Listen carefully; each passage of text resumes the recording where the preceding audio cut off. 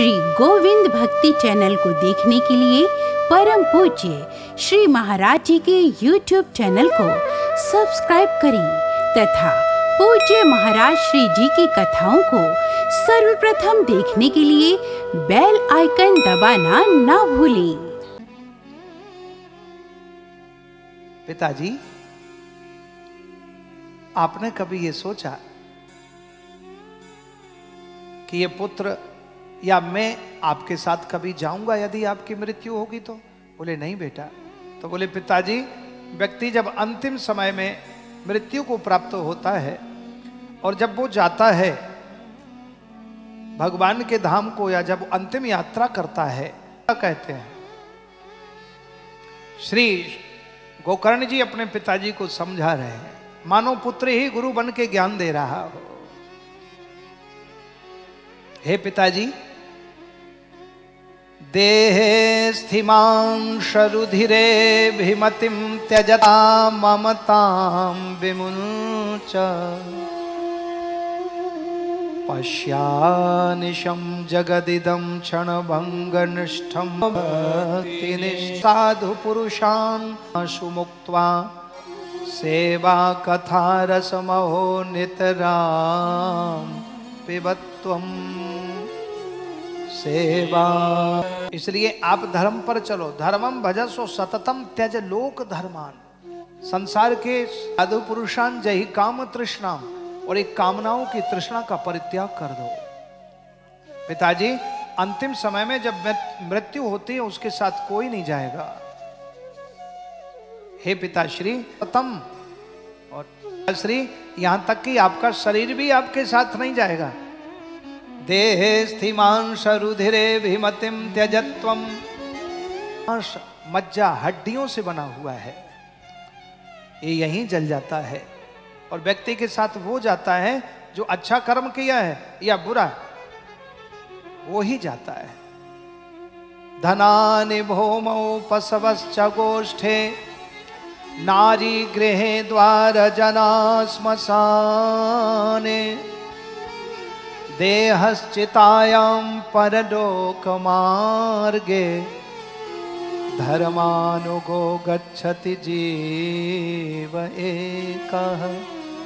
धर्मानुगो गच्छति जीव एकः।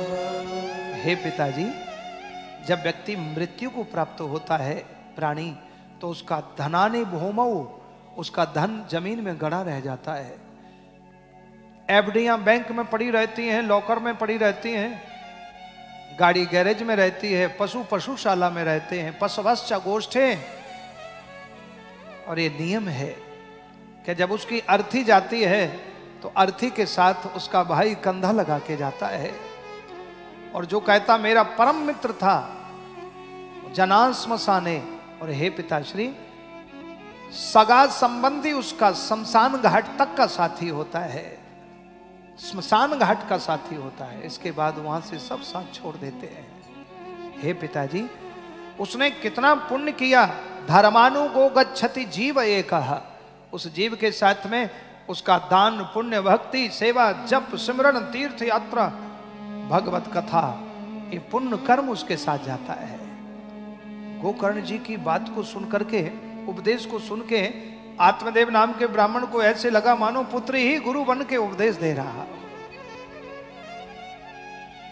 आदमी का जिस्म क्या है जिस पे सह जाए जहां, एक मिट्टी की इमारत एक मिट्टी का मकान।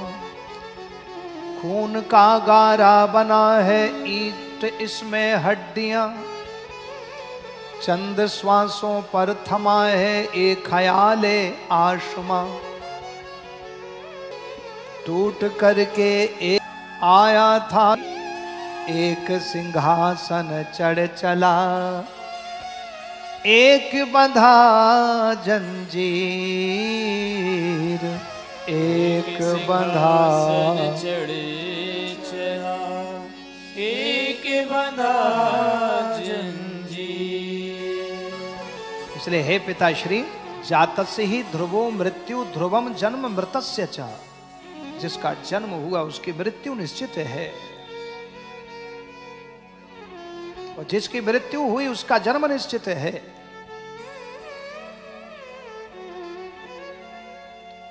गोकर्ण जी की उपदेश को सुनकर के आत्मदेव नाम के ब्राह्मण हाथ जोड़ के प्रार्थना करने लगे, हे पुत्र अब मैं क्या करूं?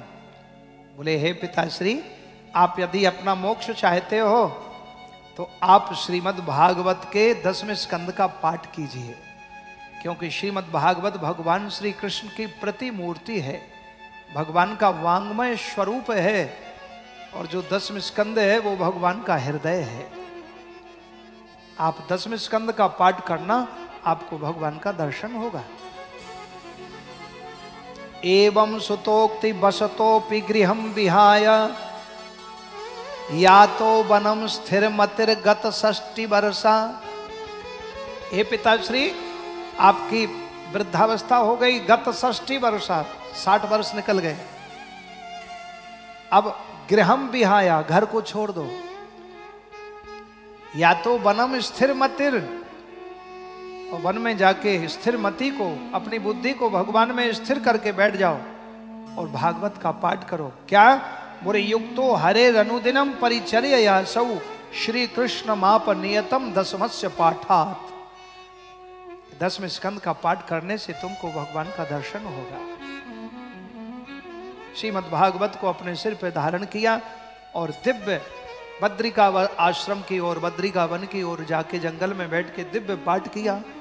3 वर्ष में, कुछ समय दिनों में भगवान का दर्शन हो गया, साक्षात भगवान सन हुआ। बोलिए कृष्ण कन्हैया नाम के ब्राह्मण बड़े दुखी रहते हैं, चारों वेदों के ज्ञाता, जीवन आधा बीत गया, 50 साल की उम्र होने वाली थी, पुत्र नहीं हुआ।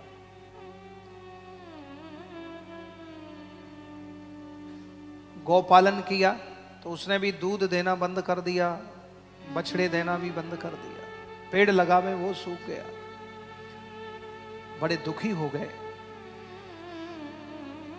बोले, अब मैं जंगल में जाऊंगा, तप करूंगा और भगवान से वरदान मांगूंगा, हे प्रभु हमें पुत्र दे। सदगृहस्थ में यदि पुत्र ना हो तो पितृ ऋण से उर्ण नहीं होता है, इसलिए पुत्र अवश्य होना चाहिए।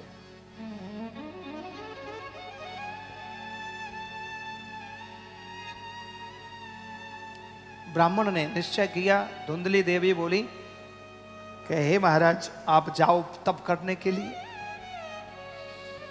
धुंधली बाई ने उनको तप, सरोवर के किनारे गर्मी का समय था, प्यास पिपासा सता रही थी, तो जल पीने की इच्छा करी, तो पेड़ के नीचे बैठ के वो पुत्र शोक में, मोह में रो रहे थे कि मेरे पुत्र हो जाए। आगे से एक महात्मा जी जा रहे थे, सन्यासी महात्मा, उन्होंने देखा एक तपस्वी तेजस्वी ब्राह्मण रो रहा है, लगता है इसको भगवान की प्राप्ति चाहिए, भगवान की प्राप्ति हो इसलिए रो रहा होगा। ब्राह्मण देवता के पास महात्मा जी पहुंचे, पूछा, कथम रोदसी विप्रत्वम काते चिंता बलीयसी बदत्वं सत्वरं मह्यम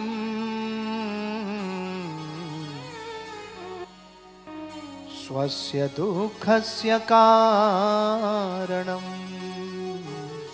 स्वस्य दुःखस्य कारणम्।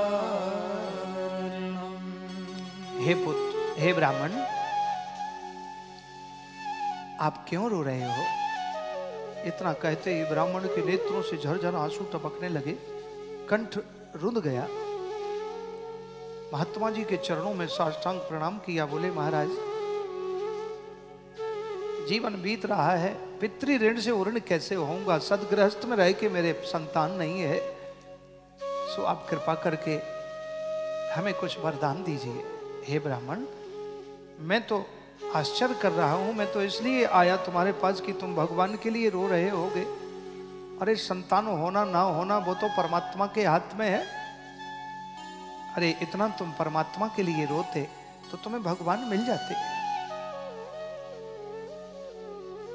बोले हे महाराज, सदगृहस्थ के सुख को आप अनुभव नहीं कर सकते हो। सदगृहस्थ में जब बच्चे के रोने की आवाज ना आवे तो वो घर सूना सूना लगता है।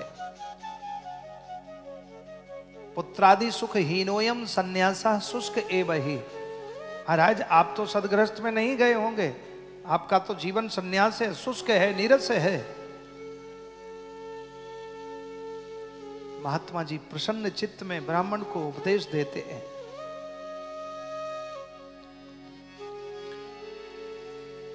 हे ब्राह्मण, तुम तो बड़े ज्ञानी हो, इतने बड़े वेदों के ज्ञाता होकर के अबोध बालक की तरह, अज्ञानी की तरह रो रहे हो। मुंचा ज्ञानम प्रजारूपम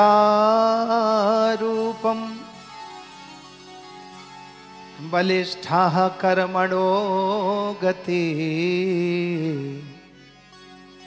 विवेकम तु समासाद्य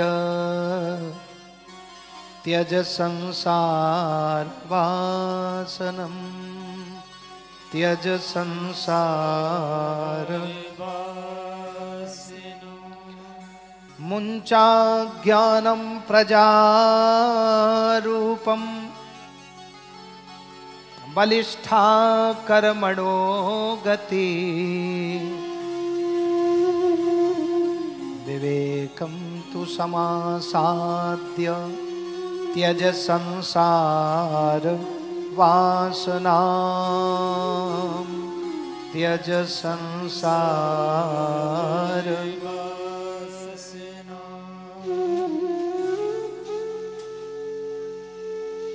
महात्मा जी ने कहा है ब्राह्मण, शास्त्रों में ठीक ही कहा है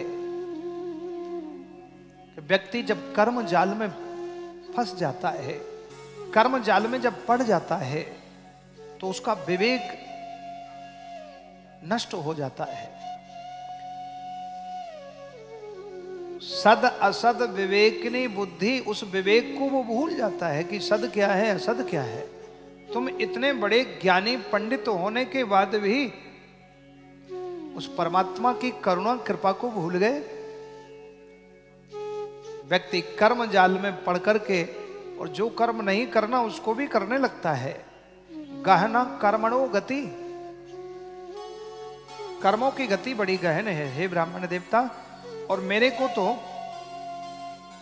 तुम्हारे ललाट की इस मस्तिष्क रेखा पर यह छलक रहा है कि सप्त जन्म वधि तवा पुत्रो नैव च नैव च। हे ब्राह्मण, 7 जन्म तक तुम्हारे पुत्र का योग नहीं है, ऐसा तुम्हारी लेख रेखा में लिखा है। शृणु विप्रमयातेद्य प्रारब्धम तु विवेकिना। शृणु विप्रमयातेद्य प्रारब्धम तु विलोकितम। सप्त जन्मावधि तव पुत्रो नैव च नैव च। हे ब्राह्मण, शरणु विप्रमयातेद्य प्रारब्धम तु विवेकितम। 7 जन्मावधि तव पुत्रो नैव च नैव च। ऐसा जब कहा तो ब्राह्मण समझ गए कि ये तो तपस्वी ऋषि अंतर्यामी है। चरणों में पड़ गए, बोले हे महाराज, आप ये जानते हो कि पुत्र 7 जन्म तक नहीं होगा, तो ये भी जानते होंगे पुत्र कैसे होगा। हे प्रभु, आप ऐसी कृपा करें हमें पुत्र हो जाए तो हम पितृ ऋण से उऋण हो जाएं।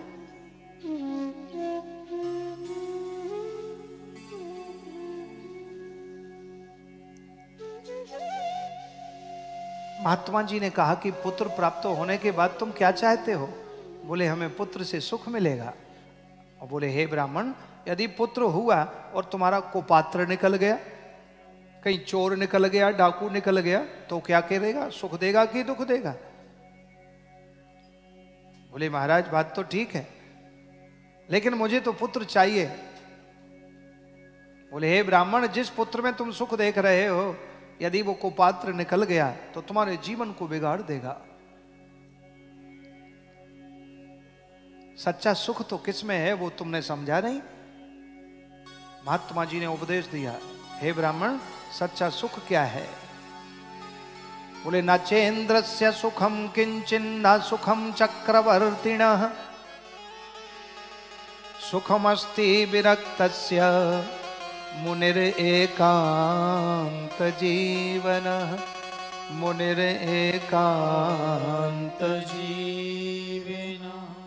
हे ब्राह्मण, स्वर्गाधिपति स्वर्ग के राजा हैं इंद्र, उनको किसी भी प्रकार का भय नहीं है, उनके इशारे पर पूरा स्वर्ग चलता है।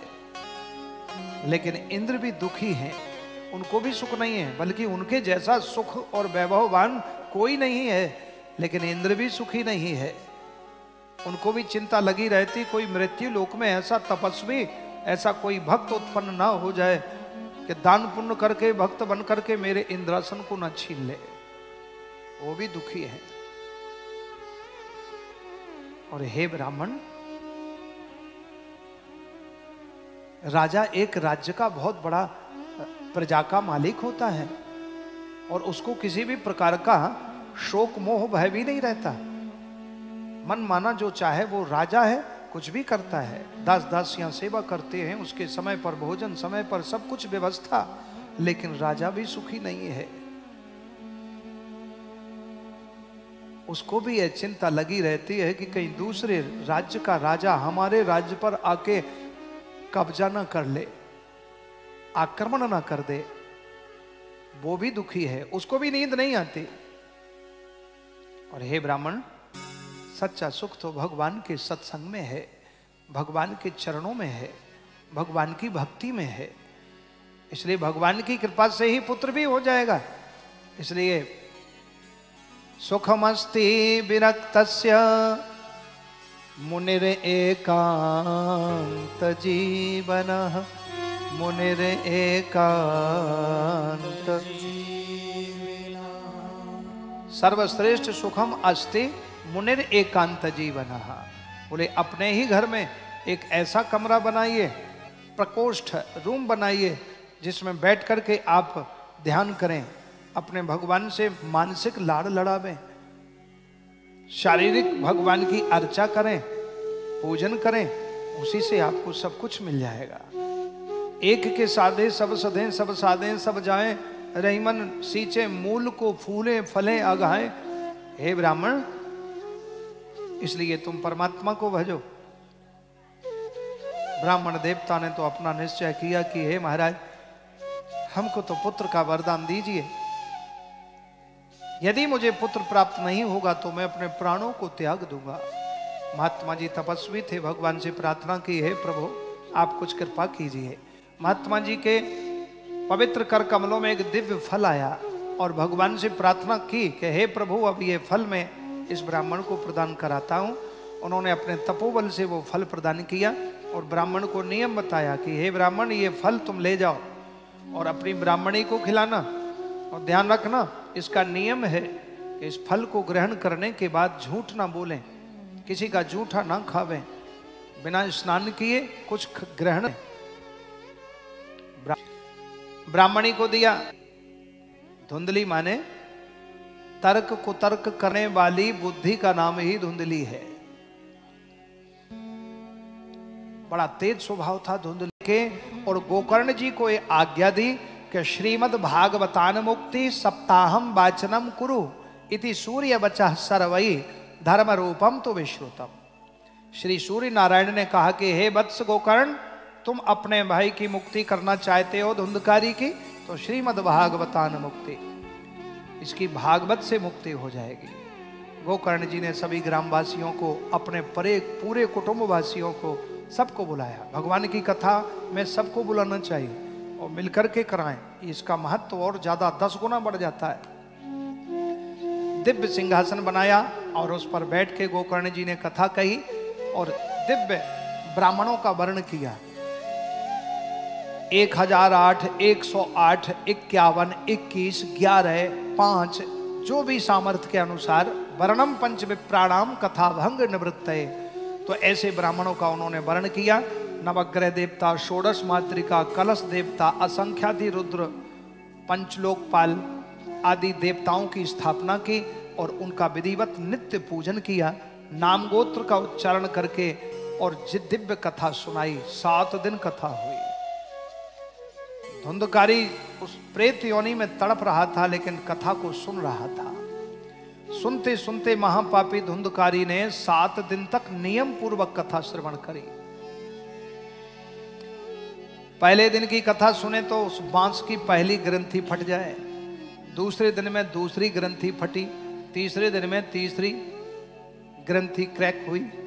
इस प्रकार 7 दिन में बांस के 7 गांठें टूट गईं और 7वें दिन बांस फट कर के 2 टुकड़े हो गए और उसमें से दिव्य पुरुष निकला राजकुमार की तरह और श्रीमद् भागवत को प्रणाम किया और भगवान के धाम को चला गया। बोलिए भागवत महापुराण की जय।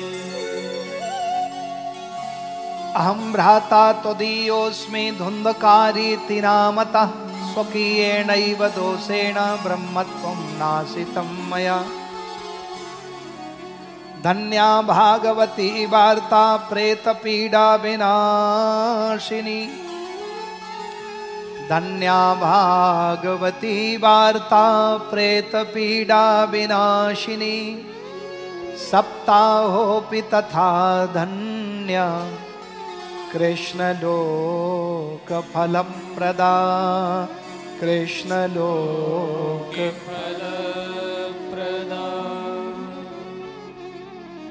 एक दिव्य पुरुष धारण करके वो धुंधकारी का उद्धार हो गया। प्रेत योनि में कितना कष्ट होता है पता है? 3 दिन से किसी को पानी नहीं मिला हो, 24 घंटे में आदमी पानी ना मिले तो आदमी कितना तड़पता है। प्यासा प्यासा व्यक्ति कितना तड़पता है।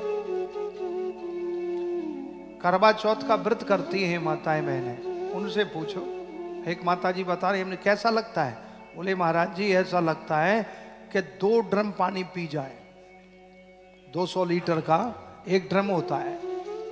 इतनी प्यास लगती है कि 1 ड्रम पूरा पी जाएंगे। इतनी अंदर से प्यास लगती है, सताती है, तड़पन होती है। उस तड़पन से भी 1000 गुना कष्ट मेदीपुर बालाजी में उनकी शांति हो जाती है। तो ऐसी प्रेत योनि में तड़प रहा था धुंधकारी और जब सप्ताह कथा सुनी तो एक एक दिन में उसको शीतलता प्राप्त हो रही थी, हिष्ट पुष्ट बलिष्ठ संतुष्ट हो रहा था और उसका आध्यात्मिक जीवन बढ़ रहा था और प्रेत योनि से 7वें दिन मुक्त हो गया और भागवत जी को साष्टांग प्रणाम किया और प्रणाम करके दिव्य विमान आया, उसमें बैठ करके जाने लगा। तो श्री गोकर्ण जी को प्रणाम किया, भागवत जी को प्रणाम किया और परिक्रमा करके श्रीमद् भागवत की प्रदक्षिणा और प्रार्थना की, हे भ्राता गोकर्ण आपने मुझे प्रेत योनि से मुक्त कर दिया, मैं धन्य हो गया। धन्या भागवती वार्ता प्रेत पीडा विनाशिनी। सप्ताहोऽपि तथा धन्या कृष्ण लोक फल प्रदा। कृष्ण लोक फल प्रदा। आज कृष्णम वंदे जगत गुरु श्री सदगुरु कृष्ण ने मेरी बाह पकड़ ली और आज मैं धन्य हो गया।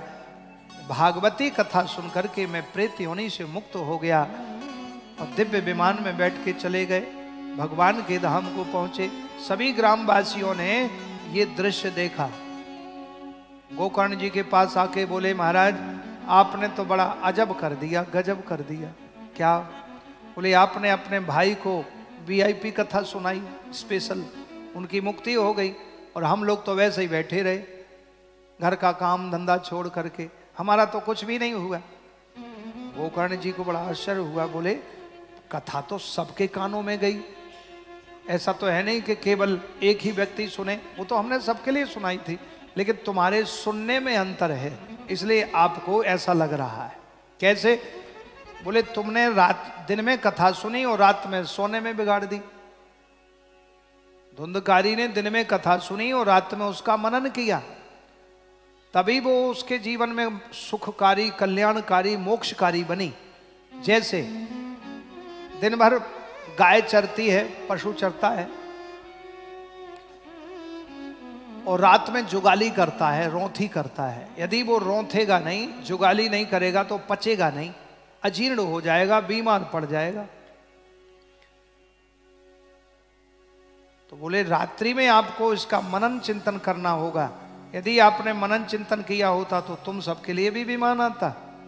तो बोले महाराज हम सबके लिए विमान आवे, अब हम चिंतन करेंगे, द्वारा से कथा करो। हम सबका भी उद्धार होना चाहिए।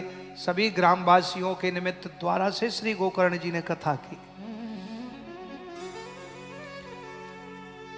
द्वारा से श्रीमद् भागवत की कथा हुई है और द्वारा से छोटे बालकों ने भी कथा सुनी। छोटे बच्चों से लेके किशोर अवस्था, जवान, युवा, वृद्ध, सभी संत ऋषि मुनि सब कथा सुन रहे हैं। गोकर्ण तव गोविंदो गोलोकम दास्यति स्वयं। गोकर्ण तव गोविंदो गोलोकम दास्यति स्वयं। गोलोक धाम से गोकर्ण जी ने जब 7 दिन कथा सुनाई ग्रामवासियों के लिए, तो गोलोक धाम से सबके लिए विमान भेजा भगवान ने। बालकों के लिए अलग छोटे छोटे विमान, बड़े लोगों के लिए अलग, वृद्धों के लिए अलग, जिसमें 2-2 पार्षद बैठे हैं, चंवर डुला रहे हैं, और सब विमान में बैठे। श्री भागवत में बोले विमानैहि सह भक्तैश्चा हरिराविर्बभूवः। और ऐसे नहीं भगवान ने भेज दिया, स्वयं भगवान विमान लेके आए और सबके लिए स्वयं हरि आविर्बभूवः, भगवान वहां प्रकट हो गए। और प्रकट होते ही क्या हुआ, बोले जय शब्दा नमः शब्दस तत्रासन बहवस्तदा। भगवान की कथा सुन के जय हो प्रभु की जय हो, सबका हृदय खिल गया, सबका हृदय कमल मुखमंडल प्रसन्न हो गया और भगवान के दर्शन हुए। सभी ने भगवान के दर्शन करके सब विमान में बैठे। प्रेषिता हरिलोकेते यत्र गच्छन्ति योगिनः गोकर्णेन स गोपालो गोलोकम गोपवल्लभम। भगवान ने गोकर्ण जी के साथ सभी ग्रामवासियों को, भक्तों को, जिन बड़े बड़े योगियों को दुर्लभ है, जिन भगवान के पद की प्राप्ति भगवान ने उन सबको सहज प्रदान करा दी। गोपवल्लभम, भगवान ने उनको परम प्रिय अपने प्यारे बना करके अपने धाम को ले गए।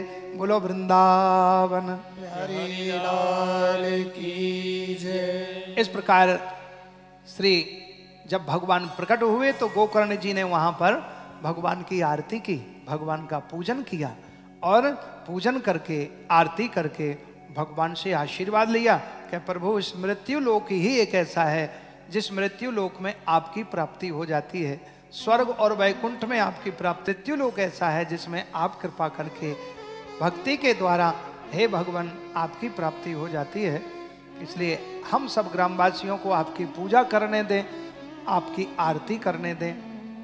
तो भगवान ने आज्ञा दी। गोकर्ण जी ने बड़े धूमधाम से विस्तार पूर्वक दिव्य भगवान का पूजन किया, पूजन करके आशीर्वाद लिया, तब गए। बोलो वृंदावन की जय। कृष्णम वंदे जगत गुरुम।